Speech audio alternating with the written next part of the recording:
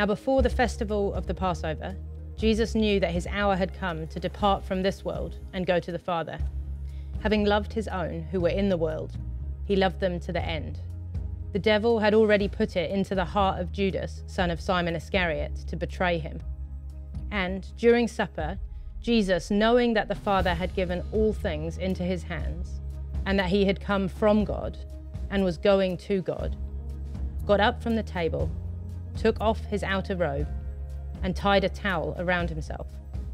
Then he poured water into a basin and began to wash the disciples' feet and to wipe them with the towel that was tied around him. He came to Simon Peter, who said to him, "Lord, are you going to wash my feet?" Jesus answered, "You do not know now what I'm doing, but later you will understand." Peter said to him, "You will never wash my feet." Jesus answered, "Unless I wash you, you have no share with me." Simon Peter said to him, "Lord, not my feet only, but my hands and my head also." Jesus said to him, "One who has bathed does not need to wash except for the feet, but is entirely clean. And you are clean, though not all of you." For he knew who was to betray him.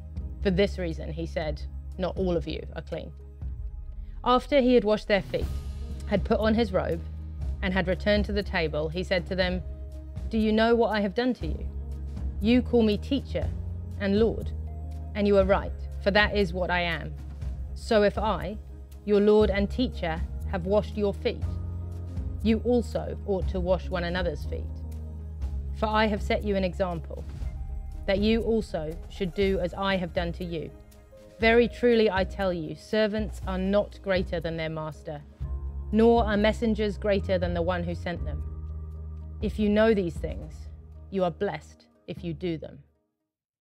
So in this passage in John, in this part of the story where Jesus sits down with his disciples to celebrate Passover, to eat with them before he heads to the cross, we see this incredible demonstration of his love for all of them. And we see this incredible example given really explicitly by Jesus of what it means to love as his people. And as we think about following in the footsteps of Jesus this week, I think we need to be aware that following in the footsteps of Jesus means really learning very directly from him what it means to love.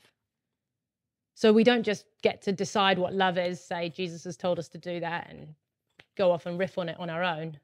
We really need to ground ourselves in what the love of Jesus is so that we can receive that and share that with others. And I think in this part of the story, in this passage, we have a really concrete example of what it means to love with the love of Jesus. We see really clearly that love is practical. It's embodied, it's action-based. It's not so much a feeling or a warm fuzzies or a kind of passing thought, but it involves real action that is practical and that is responding to the needs, to the bodies of the people in front of us. This kind of love is unembarrassed. It's not worried about dirt. It's not worried about status. It's not worried about the awkwardness of the human body. This is the creator of the human body that we're talking about anyway. This love that Jesus demonstrates is humble. It's completely without pride. It's completely uninvested in power or status. And it's this really beautiful invitation to belong with and to the others, or to the other that we find ourselves with. When Peter is unsure how to receive this, Jesus makes it really clear that he's doing this so that they can belong together, so that Peter is invited into belonging. And that's when we get this like burst of enthusiasm from Peter. And love honors the other. But it does involve discomfort. You know, most people, maybe chiropodists aside, are not big on getting involved with each other's feet. But it's about getting in there and doing what is needed, what is loving, regardless of awkwardness or discomfort. It involves a certain measure of vulnerability. And so too does the receiving of that love. It involves being known, bunions and all, and being able to sit with the discomfort of the generosity or that unmerited kindness of another.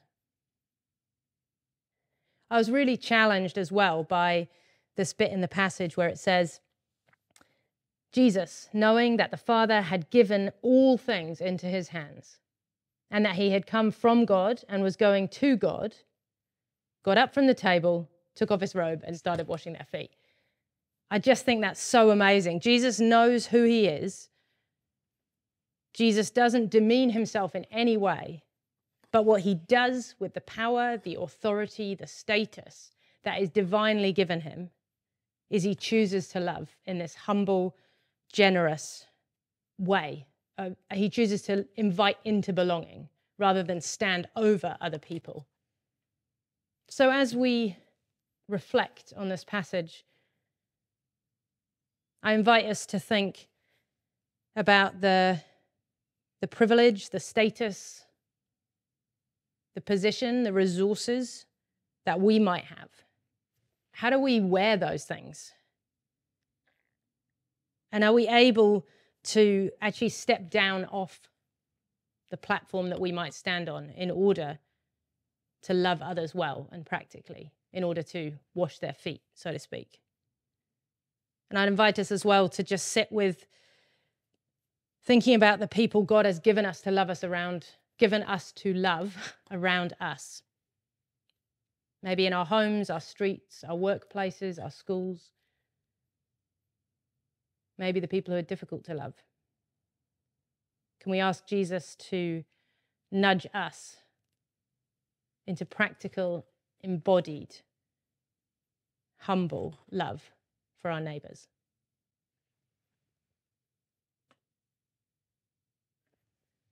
And to close, I'll just read a verse from an anthem called For Christ the King by Francis Warner that I think sums this up beautifully.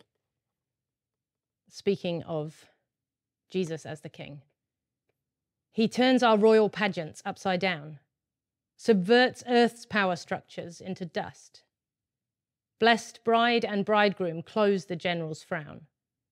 For dew of youth lasts not by laws, but trust, and open homes dissolve the beggar's crust. The margin is the centre.